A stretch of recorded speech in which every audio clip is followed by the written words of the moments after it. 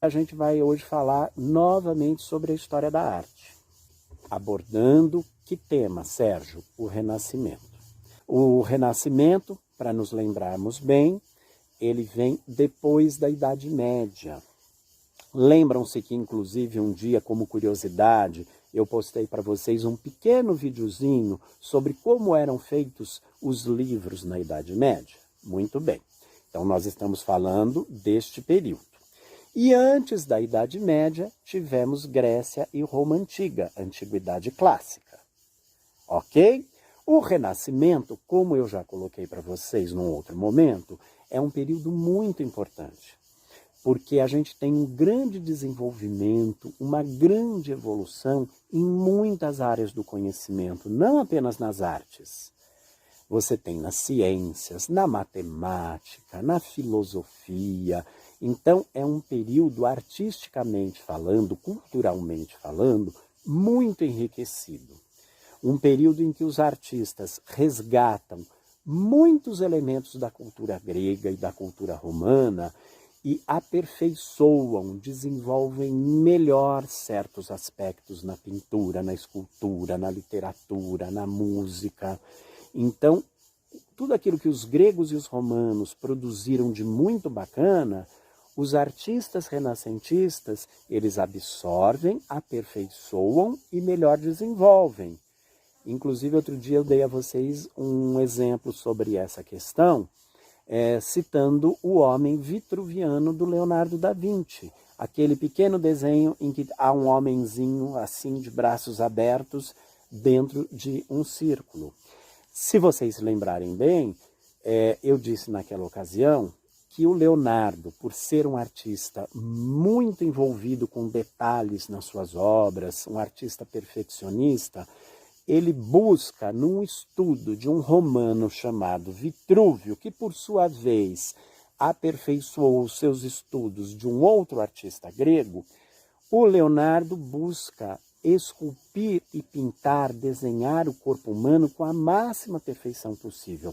Aliás, era uma preocupação dos artistas renascentistas reproduzirem o corpo humano da maneira mais próxima possível ao real. E aí o Leonardo pega esses estudos das proporções do corpo humano, o tamanho de um membro, de uma parte do nosso corpo em relação à outra, e se debruça sobre os estudos e aperfeiçoa isso, chegando ao desenho do homem vitruviano.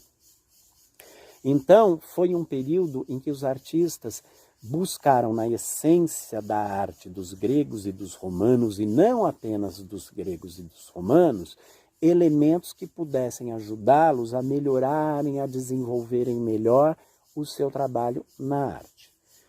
Além disso, eu já também citei a vocês que foi um período bastante importante, as grandes navegações saíam da Europa, vindo para as Américas, e aí vieram Pedro Álvares Cabral, Cristóvão Colombo, as grandes expedições marítimas que descobriram novos territórios, as expedições marítimas que levaram para a Europa produtos, tecidos, para serem consumidos, um período em que a invenção da imprensa ocorre, facilitando e barateando a edição dos materiais em livros.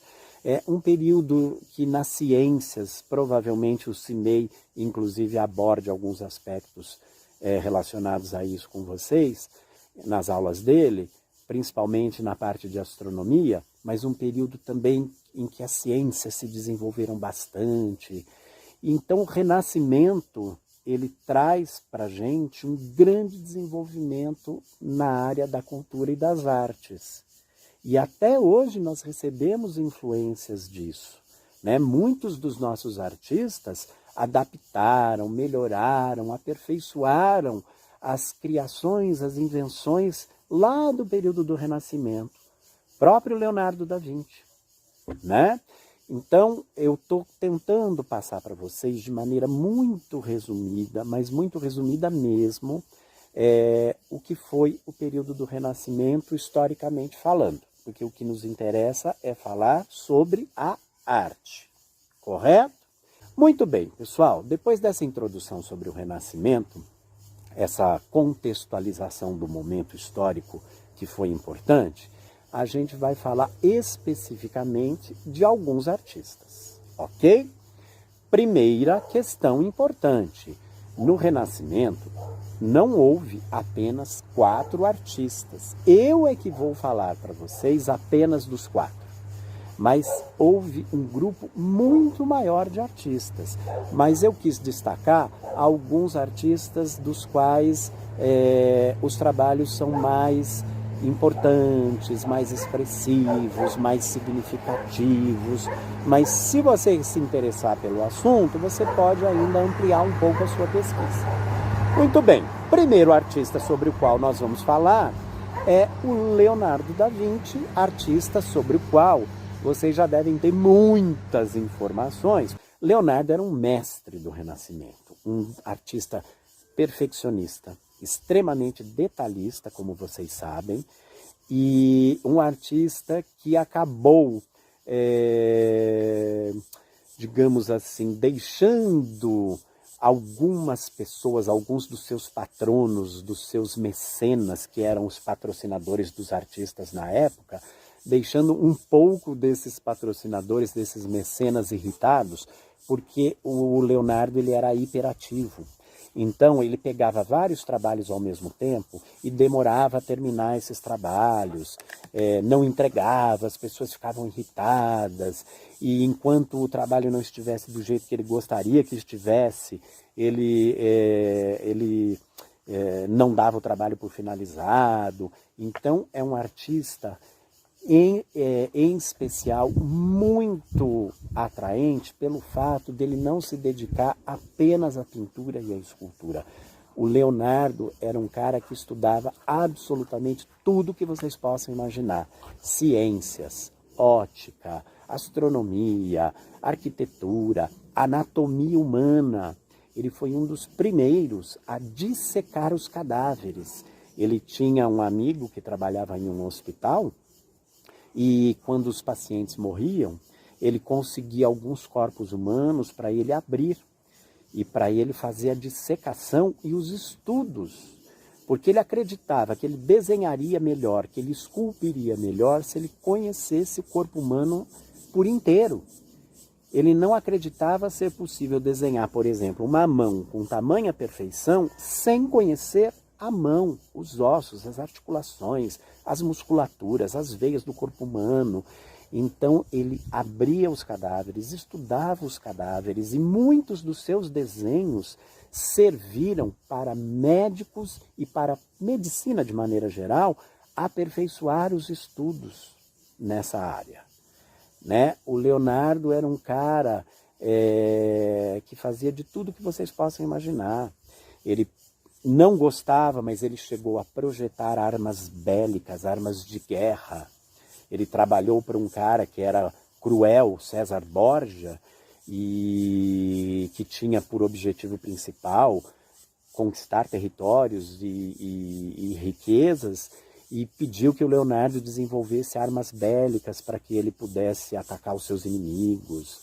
Ele chegou a desenhar, para vocês terem ideia, o projeto de uma nova cidade inteira, pensando em canalização de água, pensando em esgoto, pensando em muitas questões que só muito tempo depois, arquitetos e engenheiros se colocaram a pensar para projetarem bairros, cidades e tornarem as nossas vidas melhores, né? Então, o Leonardo, ele é um cara especial porque ele se envolveu com absolutamente tudo. Esse CD-ROM que vocês terão acesso com as invenções dele, ele traz alguns dos projetos do Leonardo, por exemplo, as máquinas de voar, paraquedas, asa delta, helicóptero, eram projetos do Leonardo da Vinci, que obviamente na época em que ele viveu não deram certo, porque naquela época não havia tecnologia, os materiais eram muito pesados, as invenções eram feitas com madeira, tecidos muito pesados. Então é claro que aquilo tudo acabou não dando certo, mas foram aqueles estudos do Leonardo nas áreas de física, nas áreas de engenharia, de arquitetura, que serviram para estudiosos de gerações futuras desenvolverem o que nós hoje usamos com tanta frequência. Então ele era um gênio porque ele era muito curioso. A curiosidade do Leonardo o levou a buscar informação, buscar conhecimento e criar incessantemente. Então ele realmente é um artista muito especial.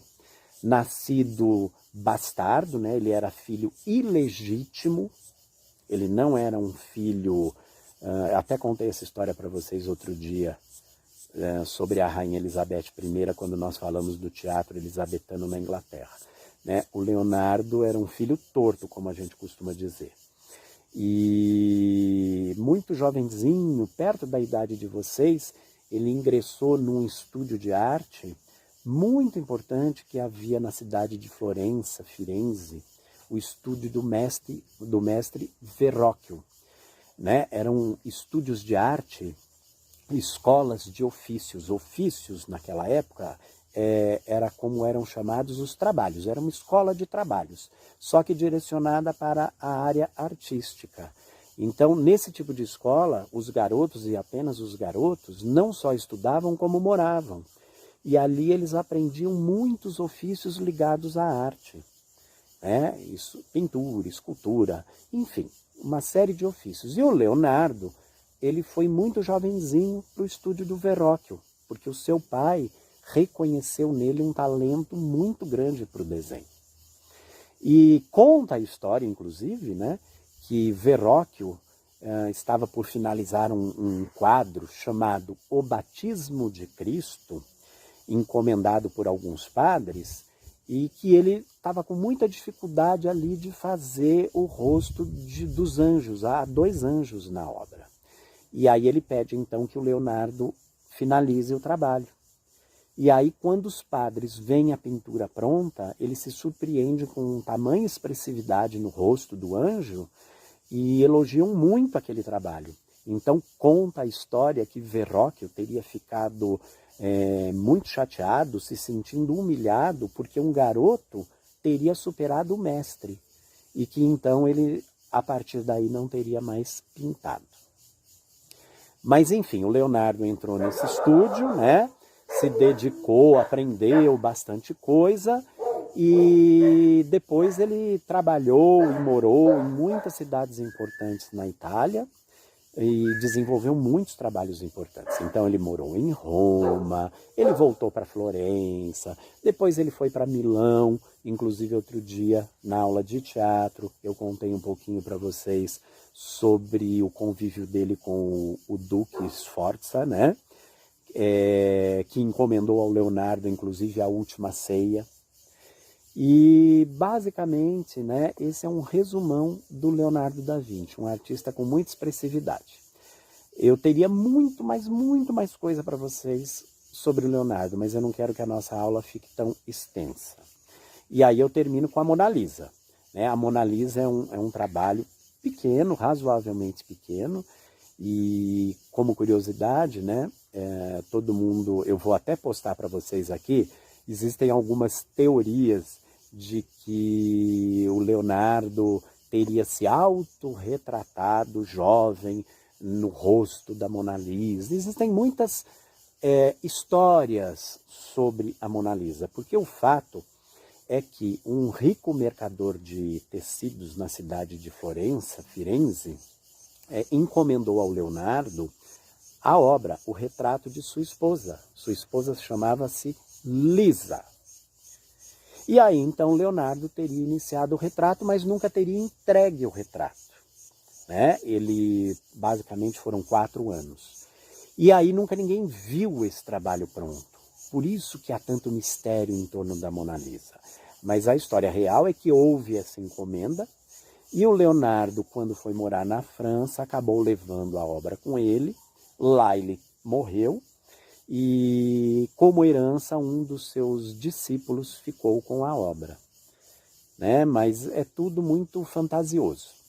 A Mona Lisa é uma obra curiosa também, por quê? Porque ela já foi roubada do Museu do Louvre. Durante o período da Segunda Guerra Mundial, Hitler, quando invadiu Paris, aliás, Hitler era um apaixonado pelas artes, ele inclusive roubava obras de arte, né, e escondia essas obras de arte. Então, quando os alemães estavam chegando a Paris, os franceses retiraram do Museu do Louvre todas as obras e esconderam em vários lugares, em vários castelos no interior da França. A Mona Lisa foi uma dessas obras, que pulava de esconderijo em esconderijo para que os alemães não a encontrassem. Então tem muitas curiosidades sobre a Mona Lisa, né? Hoje, no Museu do Louvre, ela é extremamente protegida, ela tem um valor incalculável e você não se aproxima muito dela porque realmente existe uma barreira muito grande de seguranças, uma espécie de mureta, um vidro muito grosso para proteger a obra, mas enfim, existem essas curiosidades. E o Leonardo, como para finalizar o assunto sobre ele, né? Quando ele estava ali perto, um pouco mais do final da sua vida, ele, apesar de italiano, acaba se mudando para a França, a convite do rei Francisco I, que era amigo e admirador do trabalho do Leonardo. Então, Francisco I acaba tornando-se o mecenas, o patrocinador do Leonardo, dando a ele, inclusive, casa. E ali ele passa os últimos anos da vida dele, até que ele morre. Muito bem, pessoal. Outro artista de tamanha importância, tanto quanto Leonardo da Vinci no período do Renascimento, foi Michelangelo, que era mais jovem que Leonardo, não gostava do Leonardo da Vinci. O Leonardo era bem mais velho que o Michelangelo. E, na verdade, ele implicava com o Leonardo. O Leonardo é que não tinha implicância com ele. Ele era tão talentoso quanto o Leonardo. Só que o Leonardo era um cara querido por todos e muito talentoso. Então, Michelangelo tinha uma espécie de dor de cotovelo, sabe, do Leonardo, de ciúmes, e vivia implicando com ele. Mas o Michelangelo é um artista de grande importância no período do Renascimento. Vocês vão encontrar aqui algumas esculturas muito importantes dele, por exemplo, Moisés, Davi e Pietà. Tá? Michelangelo, apesar de gostar de pintura, era apaixonado mesmo por escultura. Então essa grande escultura de Davi, que vocês veem, aproximadamente 5 metros de altura, ele levou basicamente 3 ou 4 anos, 3 anos, se eu não me engano, para finalizar. Era um grande bloco de pedra de mármore e ele, ao longo desse período, foi fazendo Davi, uma obra-prima do trabalho dele. E, para vocês terem ideia, era tão pesada a escultura, mas tão pesada, que foram precisos 40 homens e 4 dias, se eu não me engano, para transportarem a escultura do Davi da casa do Michelangelo até o Palácio dos Médici, que é onde a escultura seria colocada. Os Médici eram uma família importantíssima em Firenze, em Florença. Importantíssima. Eles mandavam na cidade, né? E a encomenda do Davi era para colocar o Davi em frente ao Palácio dos Médici. E aí a escultura era tão linda, tão maravilhosa, que houve um conselho na cidade para se decidir se o Davi deveria ser mesmo colocado fora do palácio, ao vento. E o próprio Leonardo da Vinci recomendou que a escultura não fosse colocada ao ar livre, porque chuvas, guerras, batalhas, ataques à escultura, tudo isso poderia danificar o trabalho do Michelangelo. E o Michelangelo achou que, na verdade, o Leonardo era com dor de cotovelo da escultura. Mas, enfim, né? Hoje, se você for visitar a cidade de Firenze, há uma réplica da escultura de Davi na porta do palácio, que é o local originalmente onde ela deveria ter ficado, mas a escultura original você pode ver na Accademia d'Arte, é um importante museu na cidade de Firenze.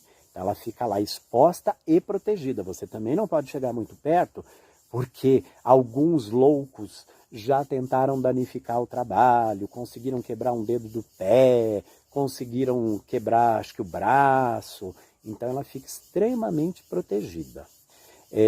Na apostila de vocês terão a oportunidade de ver fotos que eu tirei do Davi em detalhes. Detalhe das mãos, detalhe do pé, detalhe do rosto. E vocês vão ver como é impressionante o trabalho de precisão e de realismo do Michelangelo. Era uma das preocupações dos artistas renascentistas. Pintarem e esculpirem, novamente o Bento aqui, ó, pintarem e esculpirem da maneira mais perfeita possível. Eles queriam valorizar o natural, o humano. E nas pinturas, inclusive, os efeitos tridimensionais começam a aparecer, especialmente com Leonardo da Vinci. Nas pinturas a gente observa uma valorização da luminosidade, dos efeitos de luzes e sombras, a técnica do esfumato, o esfumaçado. Então, todas essas interferências vêm do período do Renascimento e são aprimoradas, tá? Uma outra escultura bastante interessante do Michelangelo, e hoje ela fica na Basílica de São Pedro, no Vaticano. Se você for um dia visitar, você também poderá apreciar, mas não de perto. Tem um vidro, você fica a uma certa distância da escultura, exatamente pela mesma razão. Ela já sofreu ataques, e é uma peça de valor histórico, artístico incalculável, né? Mas ali Michelangelo também detalha ao máximo a escultura. E uma escultura também importante que vocês encontram na apostila é do Moisés. Essa escultura ela fica numa igrejinha em Roma exposta. Você até que chega bem perto dela, mas a gente também percebe bastante detalhamento. E posso dizer para vocês, e para finalizar a minha fala sobre o Michelangelo, que uma das suas obras mais importantes mesmo, foi a pintura da Capela Sistina. Então, quando você visita a Basílica de São Pedro, os museus do Vaticano, você acaba chegando numa capela, que a gente acha que a capela é pequenininha, a Capela Sistina é maior, né? E o Michelangelo ele foi convidado a pintar o teto da Capela Sistina. Muito bem, primeiramente, ele recusou o trabalho, ele não queria fazer, por duas razões. A primeira é porque a paixão dele era a escultura e não a pintura. E a segunda é porque ele não gostava do Papa, que na época era da Igreja Católica. Mas ele acabou aceitando o trabalho e, se eu não me engano, ele levou 4 anos para finalizar. 4 anos pintando a Capela Sistina.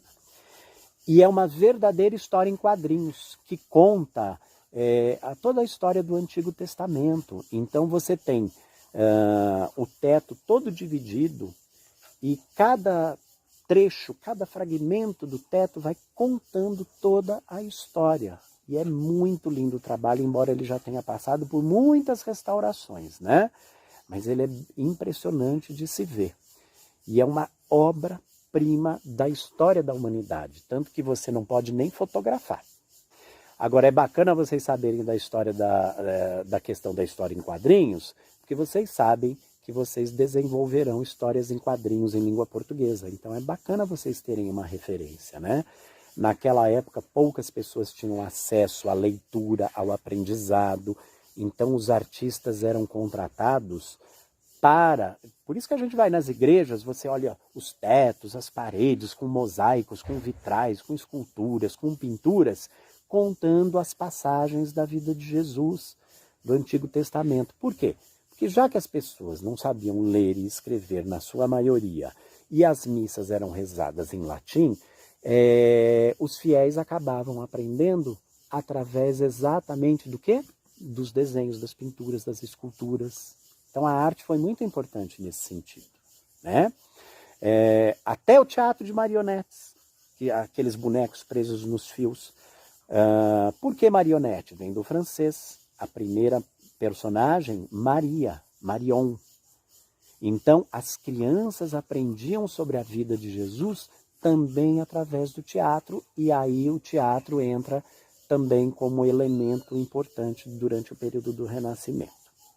Certo? Pessoal, temos mais 2 artistas importantes para falarmos, tá? Mas eu vou falar bem resumidamente para a aula realmente não ficar muito extensa. Bem, os outros 2 artistas, Botticelli, que inclusive também pintou na Capela Sistina. Como curiosidade para vocês, na Capela Sistina, muitas das pinturas, e não só na Capela Sistina, a própria Última Ceia do Leonardo da Vinci, a técnica usada, ela chamava-se afresco. Afresco. Inclusive, tem uma parte na apostila de vocês que explica o que é um afresco e tem até algumas fotografias. Então, o que acontecia?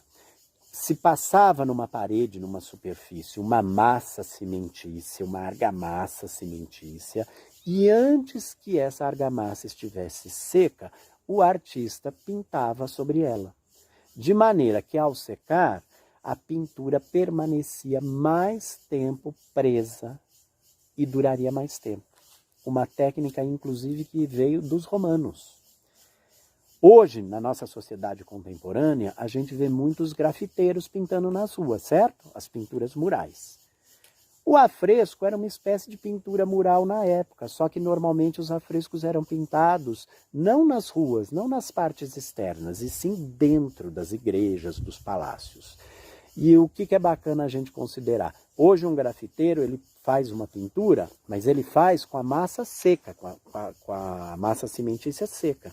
Então, num breve espaço de tempo, aquela pintura acaba descascando, se desgastando, de maneira que o grafiteiro tenha que retocá-la, tá? Agora, na época do Renascimento, era um pouco diferente. Então, muitos dos trabalhos ali da Capela Sistina são afrescos. E voltando ao Botticelli, Botticelli era outro artista que, inclusive, estudou com o mestre Verrocchio na época do Leonardo da Vinci também.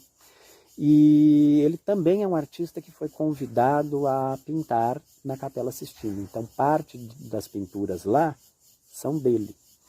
E ele é um artista também bastante importante. Uma das obras mais significativas dele, vocês encontram na apostila, O Nascimento de Vênus, que é um resgate da cultura grega. Vejam só, lá na apostila, se vocês olharem na parte da Grécia, há uma escultura, inclusive sem braços, que hoje está no Museu do Louvre, em Paris, chamada Vênus de Milo.